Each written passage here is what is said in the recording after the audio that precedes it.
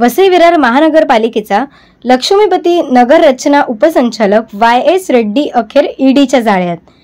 ईडीच्या छाप्यात 32 कोटींची माया जप्त। वसई विरार महानगरपालिका नगर रचना विभागाचे उपसंचालक YS रेड्डी यांच्या विरोधात ईडीने केलेल्या कारवाईत तब्बल 9.4 कोटी रुपयांची रोख रक्कम व 23.25 कोटी रुपयांची हिरेजडित दागिने, सोने आणि महत्त्वाची कागदपत्रे जप्त करण्यात आली आहेत।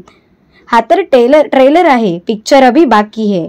वसई विरारच्या बिल्डर आर्किटेक्ट यांची चौकशी केल्यास 2000 कोटींची संपत्ती हाती लागेल, धनंजय गावडे यांचा आरोप।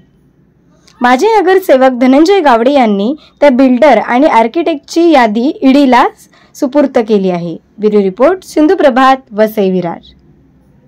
सर काय सांगाल, YS रेड्डी यांच्याकडे कोट्यावधीची माया जप्त केलेली आहे, काय सांगाल?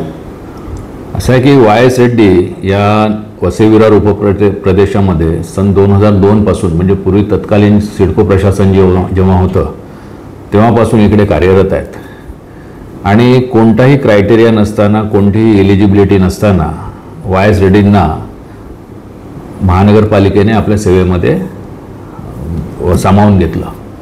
त्यानंतर तेव्हाच्या तत्कालीन बहुजन विकास आघाडी यांच्या बिल्डर लॉबी बरोबर व या YS रेड्डीने एवढा मोठ्या प्रमाणात, प्रचंड मोठ्या प्रमाणात भ्रष्टाचार सुरू केला होता। बांधकाम परवानग्या देताना रिझर्वेशन्स, या शहरातली जवळजवळ 800-850 रिझर्वेशन्स आज सर्व अनधिकृत बांधकामांनी बाधित झालेली आहेत। याच्यामध्ये करोडो रुपयांची माया या YS रेड्डीने कमवली। जेव्हा मी नगरसेवक म्हणून होतो 2015ला, त्यावेळेस या YS रेड्डीची बरीच प्रकरणं मी बाहेर काढली आणि 2016ला या YS रेड्डीने माझी प्रकरणं बाहेर काढू नको म्हणून मला 1 कोटीची लाच देऊ केली होती। तेव्हा मी अँटी करप्शनला या YS रेड्डीला पकडून दिलं होतं आणि त्यावेळेस सस्पेंड केलं होतं त्यांना पुढील चौकशीसाठी। परंतु त्यानंतरच्या कालावधीत पुन्हा बहुजन विकास आघाडीने त्यांना आपल्या सेवेत सामावून घेतलं। नुसतं सामावून घेतलं नाही, खरं तर हा YS रेड्डी जो हा सिडको प्रशासनाचा कर्मचारी आहे, अधिकारी आहे, त्याला आपण सामावून घेऊ शकत नाही। पण नियमाच्या बाहेर जाऊन त्याला सामावून घेण्यासाठी बहुजन विकास आघाडीचं काय इंटरेस्ट होते हे आता हळूहळू बाहेर येते।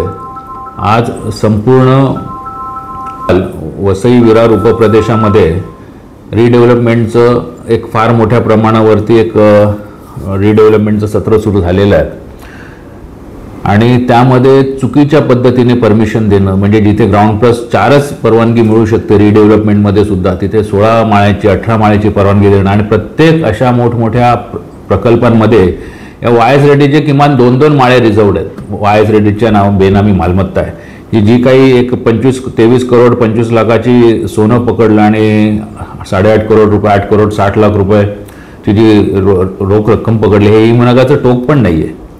जर ईडीने व्यवस्थित यामध्ये तपास केला तर कमीत कमी प्रत्येक बिल्डर्सकडे आणि प्रत्येक आर्किटेक्टकडे मिळून अजून YS रेड्डीची 1000-1500 कोटीची मालमत्ता उघडकीस येऊ शकते। आणि अशा बिल्डरांची आणि अशा आर्किटेक्टची नावं आम्ही ईडीला कळवत आहोत। मी सर्वप्रथम ईडी प्रशासनाचं मनपूर्वक अभिनंदन पण करतो आणि आभार पण मानतो की त्यांनी नालासोपाऱ्यातून मीच नव्हे, बऱ्याच नागरिकांनी ईडीला तक्रारी केलेल्या आहेत, त्यांनी दखल घेतली आणि एक चांगली मोहीम आखली आणि अशा भ्रष्टाचारी अधिकाऱ्यांवर लगाम कसायचा एक चांगला प्रयत्न ईडीने केला आहे। त्याबद्दल खरोखर वसईकरांतर्फे त्यांचं आभार मानतो मी।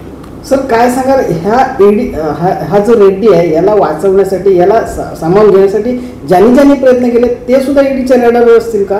कारण त्यांची मालमत्ता हे त्यांच्यापर्यंत याच्यात गेलीच असेल। 100% मी तुम्हाला सांगितलं की वसई विरारमध्ये रिडेव्हलपमेंट हा जेव्हा UDCPR जेव्हा लागू झाला नवीन, हा MMRDA क्षेत्रासाठी, आणि त्याच्यात म्हणजे फार मोठ्या प्रमाणात FSI देण्याचं जे सरकारचं धोरण आहे त्याचा गैरवापर कसा करता येईल, तो सगळ्यात जेवढा गैरवापर करता येईल तेवढा या रेड्डीने केलेला आहे। आणि प्रत्येक रिडेव्हलपमेंटच्या प्रोजेक्टमध्ये या रेड्डीच्या नावाने अनधिकृत गाळे आहेत, अनधिकृत फ्लॅट्स आहेत नावाने, अनधिकृत म्हणून बेनामी फ्लॅट्स आहेत, बेनामी गाळे आहेत। ही जर सगळी मालमत्ता ईडीने जर खोदून काढली, हा सर्व प्रकार जवळजवळ अजून 2-1 हजार करोडपर्यंत जो अजून भ्रष्टाचार बाहेर पडेल।